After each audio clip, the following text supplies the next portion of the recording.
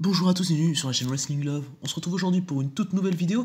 Alors, on se retrouve pour une vidéo qui va parler de All Japan Pro Wrestling. Nous allons faire la suite donc des reviews du Champion Carnival. Vous êtes habitués maintenant, le Champion Carnival 2021. Donc on va faire la review ensemble du jour 7 de plus gros tournoi de l'année de la All Japan Pro Wrestling. Alors c'est un show qui s'est déroulé le 25 avril au Shinkiba First Ring, en rappelant évidemment que le show était censé de base se dérouler au Korakuen Hall, mais que le show, avec l'état d'urgence à Tokyo, a dû se dérouler sans public, donc dans une autre salle que le Korakuen Hall. Bon, je vous avoue qu'à Korakuen sans public, ça aurait été bizarre. Et ça a été déjà fait auparavant, mais je trouve qu'ils ont fait le bon choix de le faire au Shinkiba First, très honnêtement, parce que Korakuen sans public, bon, c'est pas la meilleure des choses. Mais du coup, voilà un peu pour la présentation du show. C'était quand même ce qui était présenté comme le plus gros show du Champion Carnival depuis le début de l'année. On avait, en plus des 4 matchs de tournoi du Champion Carnival que l'on avait dans ce show, nous avions un match de championnat All Japan Pro Wrestling World Junior Heavyweight, donc c'est quand même important à souligner. Il était au milieu des matchs du Carnival, et du coup, on va commencer tout de suite la review du jour 7 du Champion Carnival 2021 d'All Japan Pro Wrestling, avec l'undercard qui a commencé avec un singles match entre Izanagi et Black Mansory, qui a été remporté par Izanagi en 6 minutes de match. Alors personnellement, j'aime bien le match, voilà, c'est vraiment un bon match pour être dans l'undercard. Je suis pas fan du fait que ce soit Izanagi qui arrive à remporter la victoire, en plus la fin est pas spécialement amené, t'as un flash pinfall, enfin voilà. Mais je suis pas fan parce qu'en fait Black Mansory il perd alors qu'il doit défendre les titres Six Man dans quelques shows. Et bon, oui les titres Six Man c'est pas la chose la plus importante, mais quand même ça reste une défense de titre dans pas longtemps, donc je pense qu'il aurait dû remporter le match. Personnellement, je vois pas l'intérêt de le faire perdre en 1 contre 1, surtout contre quelqu'un qui ne fait pas partie des adversaires du match pour le titre Six Man, vous comprenez? Donc c'est assez compliqué. Le finish est pas spécialement bien, mais c'est un match qui est bon pour un match de pré-show. Ça vole pas spécialement hyper haut, mais ça reste un bon match selon moi. Donc voilà, j'ai mis la note de 3 étoiles en 6 minutes. Voilà, on a 2 bons workers, Izanagi et Black Mansory, qui ont une alchimie, qui savent faire du bon catch, ils l'ont fait. Voilà, la victoire d'Izanagi est peut-être un peu déplorable à mon sens, mais ça reste un bon match d'undercard. Donc pour entrer dans le show, du coup, on va pouvoir maintenant passer au deuxième des 3 matchs d'undercard que l'on avait. C'était un 6-man tag team match avec Total Eclipse, Okuto Omori, Tajiri et Yusuke Kodama qui affrontaient Akira Francesco, Dan Tamura et Koji Iwamoto. Alors c'est un match qui a duré un peu moins de 6 minutes. On a eu une victoire d'Omori, de Tajiri et de Yusuke Kodama. Évidemment, Total Eclipse qui, on le rappelle, se prépare justement pour aller challenger Black Mansory, Takao Omori et Karabelito pour les championnats AJPW 6-man. Donc c'est logique de leur donner du momentum dans ce genre de match d'undercard d'un sens. Mais voilà, on a loin un bon match. Et vraiment, ce qui m'a agréablement surpris, c'est que le finish de Total Eclipse se fasse clean. Pour une fois, vraiment, Total Eclipse qui gagnait tout le temps avec des coups de titre, enfin voilà. Et c'était assez saoulant. Et là, le finish s'est fait clean. Okuto Omori qui prend la victoire assez logiquement par rapport à ce qui a été montré au sein de Total Eclipse depuis le début de ce Champion Carnival, depuis le début de ces matchs undercard, où c'est clairement Okuto Omori qui est au-dessus. Au début du match, on a un très bon échange entre Akira Francesco et Yusuke Kodama. Yusuke Kodama que j'adore dans son nouveau look, vraiment, il est génial. Yusuke Kodama dans Total Eclipse, je trouve. Il fit tellement bien avec le clan. Mais voilà, pour moi, on a le meilleur match de l'undercard, bien le fait que ce soit le plus court. Mais voilà, Total Eclipse a un bon finish pour un multi-man match qui est pas arrivé depuis le début de ce Champion Carnival. Et moi j'aime bien personnellement. Surtout que voilà, c'est logique que Kutomori prenne la victoire. Après, tout le monde fait une bonne performance. On voit pas trop Koji Iwamoto sur les 6 minutes de match. C'est pour le protéger. On en reparlera plus tard, évidemment. Mais du coup, voilà pour ce match, donc pour ce deuxième des 3 matchs d'undercard qui a été remporté par Total Eclipse en un peu moins de 6 minutes. On va maintenant pouvoir passer au 3e et dernier match d'undercard de ce show. C'était là aussi un 6-man tag team match avec Atsuki Aoyagi, Rising Hayato et Yuma Aoyagi, donc Next Stream, qui affrontaient Takao Omori, Yoshitatsu et Ryuki Honda. Alors on a eu le droit là aussi, comme vous vous en doutez, à un bon match d'undercard qui a duré moins de 7 minutes, victoire de Nextream qui est assez logique. C'est Yuma Aoyagi qui finit par soumettre Ryuki Honda de manière encore une fois assez logique. Yuma Aoyagi est le mieux booké dans Nextream et Ryuki Honda c'est le jeune, voilà, dans l'équipe adverse, donc moi je trouve ça assez logique. Et en plus t'as Ryuki Honda qui s'est vraiment battu beaucoup contre la soumission de Yuma Aoyagi, qui a pas abandonné tout de suite, et ça j'ai bien aimé également. Vraiment j'adore Nextream dans le match, ils font tous les 3 un bon job, clairement ils sont géniaux. Contre Ryuki Honda qui est vraiment un très bon underdog en tant que jeune gars de la All Japan, tout ça vraiment. Mais bon, évidemment le MVP ça reste Yuma Aoyagi. Mais vraiment voilà, on a un bon match undercard, j'aime bien la fin du match. Voilà, c'est vraiment propre, ils en font pas trop, ça reste du 3,25 parce que justement il y a pas un moment qui m'a vraiment que j'ai vraiment kiffé quoi, mais ça reste vraiment très très propre dans ce que ça veut faire, et pour moi c'est vraiment un bon match, donc remporté par Yuma Oyagi de manière assez logique, voilà. Atsuki et Rising Gaeto ont également été bons, il n'y a pas de souci, mais c'est surtout Yuma Oyagi qui a brillé pour son équipe, et donc du coup voilà pour ce match remporté par Nextream. On va maintenant pouvoir passer après donc les 3 matchs de l'Undercard aux 4 matchs de Champion Carnival, plus le match de championnat junior qu'on aura au milieu. On va donc commencer avec donc un match de Champion Carnival 2021 qui opposait Shotaro Ashino à Shinjiro Otani. Alors le match a duré 11 minutes, on a eu une victoire par soumission de Shotaro Ashino, une victoire qui n'est clairement pas anodine. Si vous vous souvenez bien, lors de ma review du jour 6, j'avais dit que la victoire d'Ashino contre Ishikawa allait être la victoire tournant pour lui dans ce Champion Carnival, et évidemment ça l'est. Donc Ashino qui remporte le match, pour moi c'est extrêmement logique, et le booking de Shotaro Ashino dans ce Champion Carnival, je le trouve logique et intelligent personnellement. Voilà, et vraiment le fait qu'il fasse taper quelqu'un comme Shinjiro Otani, quand même grande légende tout ça, moi je trouve ça quand même, je trouve qu'il y a vraiment du sens, et vraiment quelque chose qui s'installe en termes de confiance pour Shotaro Ashino par rapport au début du tournoi où c'était la loose, tout ça. Et là, ça a été très bien fait selon moi, un très bon legwork de la part de Shotaro Ashino, Otani qui va vendre très bien, voilà, on est habitué de toute façon avec Shotaro Ashino à du legwork, c'est toujours très bien fait, on a également des gros strikes entre les deux évidemment, et tu sens dans le match que Ashino est très confiant, tu sens dans le match qu'après sa victoire contre Ishikawa, il a plus pris confiance, et enfin voilà, et quand tu vois le résultat de ce match avec Ashino qui bat Otani, moi, tout fait sens en fait, et vraiment, le booking est excellent, pour moi c'est un gros 3,75 ce match, j'étais plus sur le 3,5, mais la fin, le fait que ce soit Ashino qui gagne, honnêtement, ça m'a fait mettre 3,75 parce que je trouve que ça a bien plus de sens et que ça a été très bien fait, très bien amené tout, et que non, le résultat du match est selon moi logique par rapport à ce qui a été raconté en ce début de tournoi. Shinjiro Otani, c'est pas non plus quelqu'un qui allait jouer les grands dans le Champion Carnival, voilà. Donc moi ça me va amplement ce résultat de match, et puis ça donne un peu de crédibilité à Shotaro Ashino par rapport à la suite de ce Champion Carnival où il va selon moi remporter pas mal de matchs. On va pas se mentir, là après son regain de confiance et sa victoire contre Ishikawa, maintenant contre Otani, je pense qu'il va probablement gagner tous ses matchs jusque perdre contre Koji Doi à la dernière journée pour équilibrer, mais voilà, c'est vraiment l'histoire autour de Shotaro Ashino est assez intéressante selon moi. Du coup voilà pour ce match auquel j'ai mis 3,75. On va maintenant pouvoir passer au deuxième match de tournoi que l'on avait lors de ce show. Alors c'était un match qui avait quand même beaucoup de sens, voilà, c'était Kohei Sato contre Shuji Ishikawa. Alors par rapport au storytelling du match, par rapport à un peu de backstory, Kohei Sato et Shuji Ishikawa, la seule chose qu'il faut savoir c'est que les deux hommes sont une équipe en fait, les Twin Towers, que ce soit du côté de chez BJW ou un peu du côté d'All Japan. J'aimerais bien que ce soit une équipe régulière à All Japan, mais c'est une équipe à la BJW, les Twin Towers, Kohei Sato et Shuji Ishikawa. Donc moi vraiment, je pense que ça peut être assez intéressant d'avoir un match comme ça vers la fin du tournoi, et ça a été très bien fait selon moi. On a vraiment eu le droit à un très bon match où les deux, vraiment tu sens qu'il y a du respect entre les deux, entre Sato et Ishikawa, mais tu sens vraiment qu'ils veulent se péter la gueule, et c'est ce qu'ils font, et vraiment ils se foutent des gros strikes, des gros coups d'avant-bras. À un moment t'as Ishikawa qui décide de travailler la jambe de Sato sur une faiblesse, et il fait une soumission, et en même temps il met des coups de boule à Kohei Sato, et bon tu fais ah pauvre Kohei Sato, parce que les coups de boule sont quand même assez impactants. Après Ishikawa fait le tomber, Sato se dégage à deux, j'ai vraiment bien aimé ce moment, vraiment comme je l'ai dit, les coups de boule d'Ishikawa étaient géniaux, hein. Et t'as aussi un Falcon Arrow de Kohei Sato, comme il fait toujours Kohei Sato, mais ces Falcon Arrow je les trouve incroyables vraiment à Kohei Sato, et tu sens vraiment que les deux se connaissent bien, et vraiment on pouvait vraiment le voir. Après bon évidemment je suis pas fan du finish, bon, mais le finish en fait c'est un flash pinfall avec Kohei Sato qui surprend Ishikawa pour prendre la victoire, pour pas décrédibiliser Ishikawa, enfin voilà, ce qui m'a personnellement beaucoup dérangé quand tu sais que le type du match c'est vraiment le match strong, je te tape sur la gueule, tout ça, finir en roll-up, je vois pas la logique de la chose en termes de construction, et ça m'a un peu dérangé.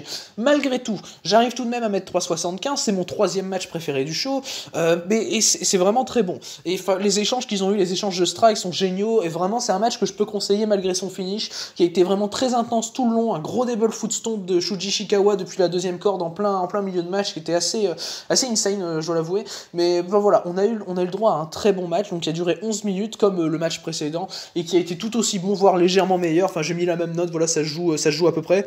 Mais voilà, donc victoire de Kohei Sato. Ça pour le coup, ça ne me choque pas plus que ça, que ce soit Kohei Sato qui gagne, mais j'aurais peut-être préféré voir un finish normal en fait, pas un flash pinfall ou quoi, mais vraiment limite par KO quoi, vraiment que tu sentes que les mecs se sont pété la gueule.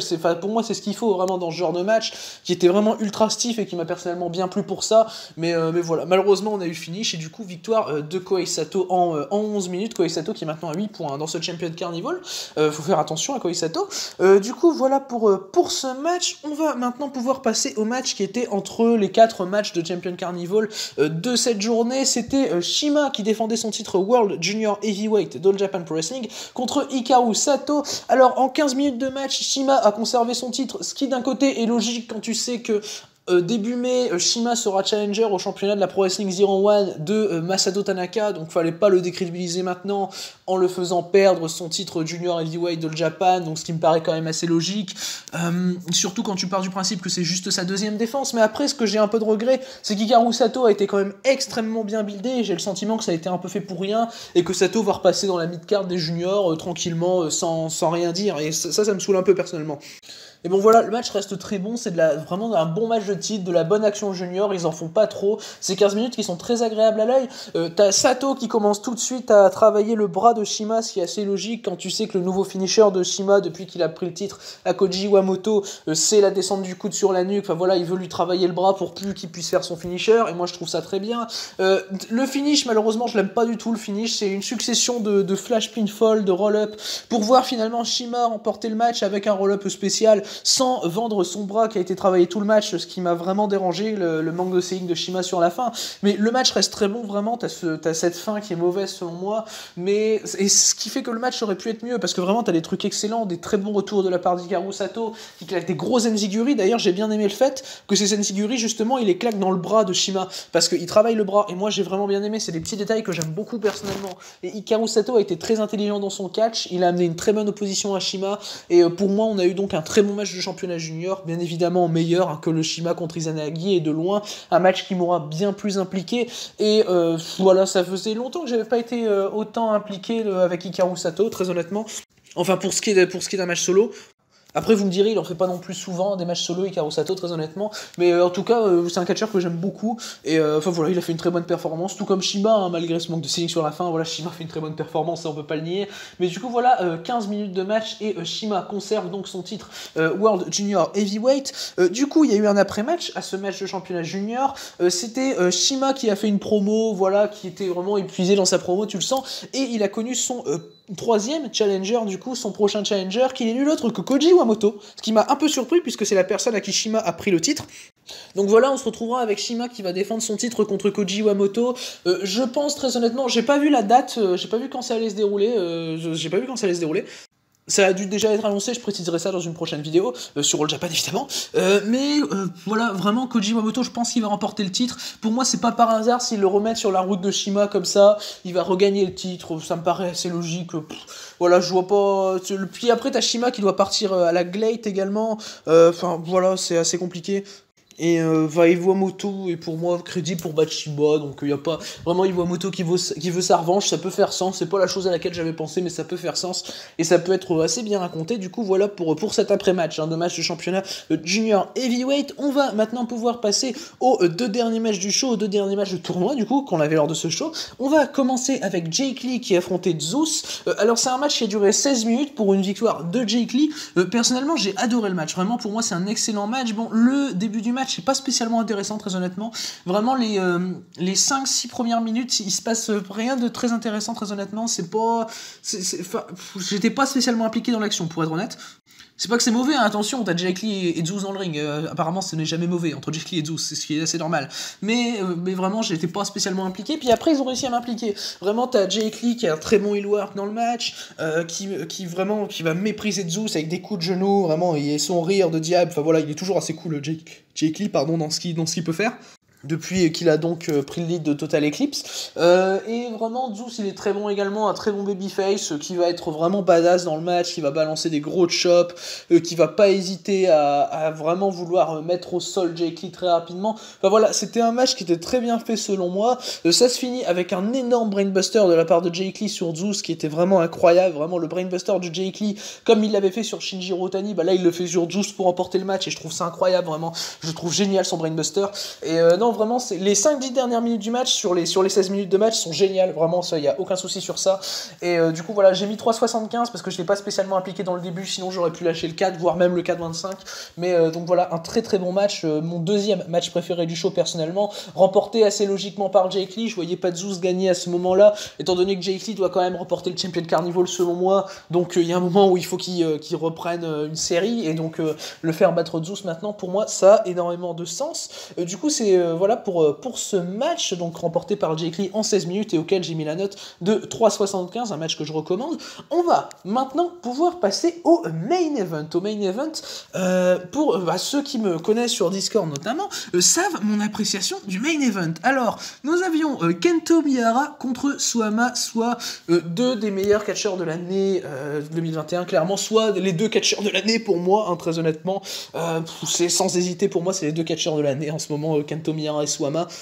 Et donc là, nous avions le premier match entre les deux hommes depuis qu'ils s'étaient affrontés en mars 2020 à Dream Power Series 2020, et que Suwama avait mis un terme au règne de plus de 500 jours de Kento Miyahara. Donc c'était leur première 1 contre 1 depuis tout ce temps. C'était la première fois que Kento Miyahara avait l'occasion de poser ses mains sur Suwama depuis mars 2020. Vous imaginez la frustration qui est montée en Kento Miyahara dans l'histoire. Vraiment, il arrive déjà dès l'entrée de Kento Miyahara, tu sens vraiment qu'il y a un gros truc qui joue, et enfin voilà, t'as Suwama qui arrive, et Miyahara est déjà dans son match, et il se précipite un peu d'ailleurs, tu sens qu'il y a la frustration vraiment qui lui monte, et Suwama il le sait, du coup le match commence, le Kento Miyahara Suwama, donc le main event de ce show, commence. Kento Miyahara part direct pour une prise de force qui est vraiment très strong, et vraiment partir pour une prise de force directe contre Suwama, je pense pas que ce soit la meilleure des idées, mais en fait Miyahara il est tellement frustré de ça, il veut tellement se venger, qu'il en oublie un peu, enfin voilà, qu'il veut vraiment se précipiter,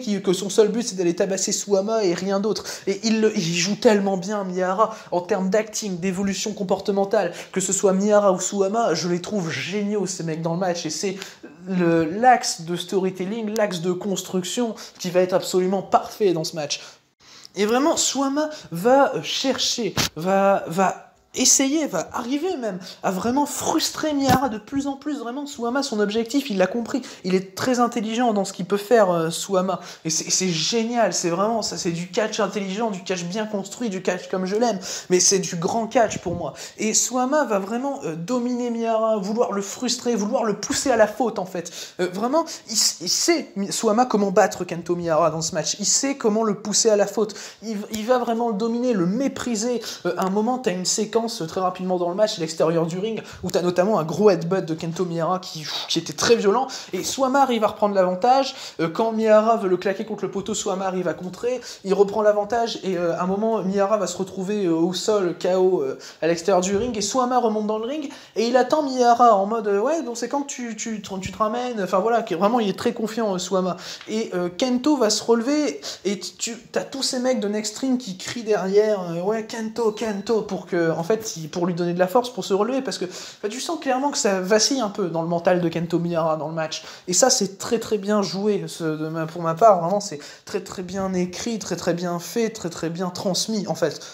Et c'est ça finalement, le match est incroyable, à mon sens le match est, waouh, c'est une tuerie le match, c'est du grand catch pour moi. Et Miyahara va revenir, va être vraiment de plus en plus furieux. Vraiment, Suwama, il va être assez arrogant, tenter des tombées sur un peu tout et rien. Voilà, une Tiger Suplex tombée.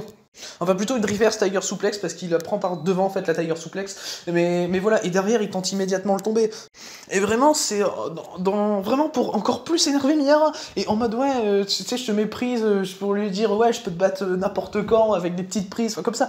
Et vraiment, c'est génial, parce qu'à un moment, t'as Miyahara qui se retrouve légèrement à genoux sur un échange, et t'as Suwama qui va lui mettre des petits coups, en mode, ah là là, franchement, tu me donnes pas d'opposition. Enfin, je trouve ça incroyable. Et Suwama c'est à merveille joué sur ça, et même dans sa manière de porter ses prises par rapport à d'habitude, je l'ai trouvé facile, Suama. En fait, il a eu vraiment, c'est parfait en fait, c'est tout ce qui est attendu pour ce genre de construction, c'est que le mec soit facile dans ses prises, qu'il les porte avec vraiment de l'aisance, pour montrer à Miyara qu'il est supérieur, pour vraiment vouloir le frustrer encore plus, et Miyara va comprendre ça au fil du match, et vraiment, le match en fait t'emmène finalement, vraiment, c'est ce qui est quand même incroyable, hein, c'est que vraiment, le match te met dans le cerveau de Miyara en fait, et le match c'est l'évolution du comportement de Kento Miyara par rapport au comportement de Suama, qui est vraiment présenté comme le boss qui l'a battu l'année dernière, qui va être impossible à prendre, enfin voilà. Et ce match te compte en fait l'évolution de Kento Miyara, comment il va faire pour gérer ça, comment il va faire pour gérer le travail assez intelligent de Suama, et je trouve ça incroyable. Et c'est pour ça, bon, je le dis tout de suite, je spoil un peu, mais ce match, je lui mets la note de 5 étoiles. Personnellement, je peux pas mettre en dessous de 5 étoiles, c'est l'un de mes 3 5 étoiles depuis le début de l'année, et c'est mon match de l'année, tout court, voilà. Et donc voilà, vraiment, après du coup, tu as Miyara sous le coup de la frustration, vraiment il sent pousser les ailes, et au bout de vraiment un gros retour dans le match, il va immédiatement tisser son finisher. Et vraiment, je trouve ça tellement intelligent, parce que tu sens que le mec se précipite, en fait, dans l'histoire. Et le mec, t'es logique avec tout ce qu'il racontait. Et chaque move du match, chaque mouvement des catcheurs est logique, en fait. Et c'est ça qui me sidère vraiment dans le match. Et t'as Miyara donc, qui tisse son finisher, et pour la première fois, Suama le contre très rapidement, très facilement, voilà, dégage petit, il va revenir, gros coup d'avant-bras, enfin voilà, Suama, il est strong, il est fort, enfin voilà, il met des gros chops, t'as un échange qui est incroyable, où ils sont tous les deux sur la 3ème corde, et où ils s'échangent des coups d'avant-bras, à la fin t'as Suama qui en a marre, qui met un gros headbutt à Miyara, dégage petit, qui lui fait une reverse tiger du haut de la 3ème corde, c'est incroyable. Et cet échange vraiment m'a marqué, c'est waouh, c'est vraiment, c'est magistral. Pour moi, le match en termes de construction, il est magistral, donc bon. Puis, quelques minutes plus tard, Miyara va tenter une deuxième fois son finisher, après cette fois-ci un vrai retour, après une prise de conscience, après vraiment son premier vrai retour, parce que son premier vrai retour, c'est un retour clé, c'est le retour du match, c'est le tournant du match, c'est Suama qui est au contraire énervé, parce que Miyara se dégage de tout en fait, Miyara se dégage de tout ce que tente Suama, donc Suama, à force de vouloir frustrer, énerver Miyara pour le pousser à la faute, c'est lui qui va être poussé à la faute, Suama, parce qu'en fait Miyara va tout le temps se dégager, et Miyara va lui-même être frustré, et finalement va lui-même être déconcentré et va partir à la faute, parce que Kento Miyara va contrer le finisher de Suama avec un crossbody.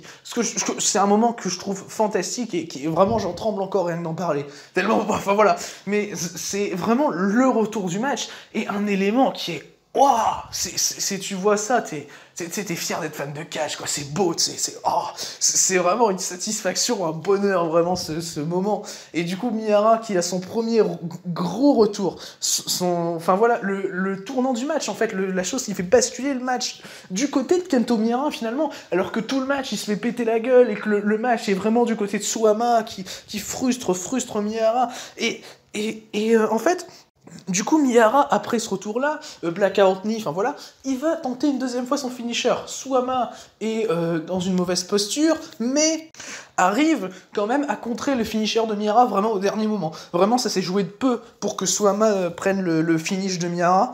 En fait, je remets bien les éléments dans l'ordre pour vraiment, parce qu'il y a énormément d'éléments dans ce match. En fait, c'est limite tous les moves du match qui sont à citer, tellement... Enfin voilà, c'est incroyable, quoi.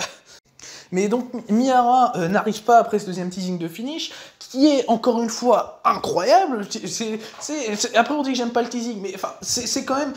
C'est probablement mes moments préférés du match. C'est parce qu'en fait, ils sont amenés tellement à des moments parfaits que... Waouh, moi, je trouve ça incroyable, personnellement, par rapport à l'histoire du match, par rapport à la construction, l'écriture, tout. C'est d'une logique qui est absolument implacable. Et c'est ça que j'aime dans le catch, parce que c'est ce qui fait que ton match tient la route. Et c'est ce qui est trop souvent oublié par les fans de catch, à mon sens, malheureusement. C'est que tous tes éléments tiennent la route l'un avec l'autre.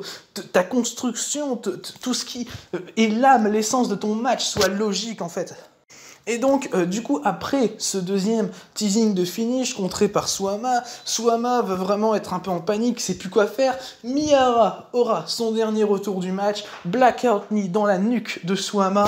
Miyara n'hésite plus, tente vraiment d'affaiblir au maximum Suama. Ça prend pas trop longtemps, ça prend environ 1 minute entre le deuxième et le troisième teasing de finish. Et le troisième teasing de finish, la troisième tentative de Miyara est la bonne. Et Miyara place son finish sur Suama à un moment absolument parfait, magistral, et remporte le match en 20 minutes 51. Ça dure que 20 minutes, mais il y a tellement de choses à dire en fait sur ce match, c'est incroyable. Et là encore, l'ultime tentative de Miyara, son finish, il n'y avait pas besoin d'en faire un plus, il y avait pas, oui, vraiment, ils ont été parfaits. Tu sors de ça, je t'applaudis, quoi. Non, vraiment, je sortais du match, j'étais en train de trembler, mais c'était...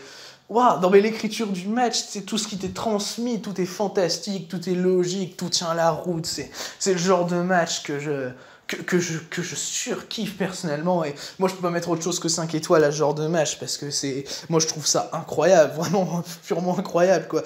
Enfin voilà, Suama et Miyara, pour moi c'est les 2 catcheurs de l'année pour le moment, et ce match ça le prouve, quoi, parce que c'est l'affrontement entre les deux, c'est pour moi le meilleur affrontement entre les deux de ce que j'ai vu. J'en ai vu 3 personnellement, j'ai vu leur match de 2019, celui de 2020, donc avec la prise de titre de Suama, et donc celui-là. Et enfin, tu sors du match, tu fais waouh, quoi. C'est vraiment un match que je conseille à tout fan de catch, à tout, même ceux qui regardaient pas All Japan. De toute façon, en fait, ce qui est encore plus incroyable dans le match, c'est que le match est incroyablement accessible en fait, parce que la seule chose à savoir en termes de backstory par rapport au match, c'est que Miyara arrive frustré par rapport à sa défaite de l'année dernière de titre, et que c'est la première fois qu'il peut retrouver Suama en 1 contre 1. C'est la seule chose à savoir vraiment en termes de backstory, et après tout le reste c'est fait pendant le match, ça s'enchaîne, et c'est fabuleux, quoi. À mon sens, c'est fabuleux. Ça, c'est du grand catch. Pour moi, le grand catch, c'est pas des Okada, Ospreay qui font des constructions à la con, à la New Japan. Pour moi, c'est ça du grand catch. C'est Suama Miyara, c'est fantastique, et je peux que recommander un tel match, quoi, parce que c'est à mon sens donc le meilleur match depuis le début de l'année, et ce sera très certainement dans mon top 3 à la fin de l'année. Pour moi, ça fait certitude. À la limite, top 5, si vraiment... Mais vraiment, pour que ce soit top 5, faut qu'on ait quand même des matchs du niveau qu'on a eu l'année dernière avec Shiozaki. Enfin, voilà. Bon, mais non, Suama Miyara, c'est un match qui est fantastique, que je recommande évidemment pour tous ces éléments, donc que j'ai cités pendant une dizaine de minutes. J'ai essayé de prendre mon temps le plus possible pour vous expliquer, parce qu'il y a quand même énormément d'éléments à citer, énormément d'éléments qui font que ce match est à mon sens un 5-star logique, c'est sans appel pour moi ce 5 étoiles entre Suama et Kento Miyara, et voilà, je me devais donc d'en parler aussi longtemps de ce match, donc qui était incroyable, et auquel j'ai mis donc la note de 5 étoiles, et qui est mon match préféré depuis le début de l'année. Et du coup, c'est ce qui conclut donc cette 7e journée du Champion Carnival 2021. Alors vraiment, cette journée est excellente, à mon sens, c'est l'un de mes shows de l'année, c'est la meilleure journée évidemment depuis le début du Champion Carnival. Franchement, si j'ai une chose à recommander, c'est de regarder tout le show. Certes, les matchs d'undercard sont pas fous, mais ils te mettent bien dans le truc, dans l'ambiance. Et puis les 4 matchs du Champion Carnival, plus le match de T-Junior, bon, surtout le dernier match du Champion Carnival, on va pas se mentir, sont vraiment excellents, surtout le dernier, surtout le main event. Mais voilà, un show qui est excellent, et un main event qui est marquant vraiment pour une longue période, je pense. Et du coup, bah voilà, pour cette review du jour 7 du Champion Carnival 2021 d'All Japan Pro Wrestling. Donc du coup, voilà pour cette vidéo, merci à vous de l'avoir écouté, on se retrouve très bientôt pour de prochaines vidéos, et du coup d'ici là, je vous dis à la prochaine.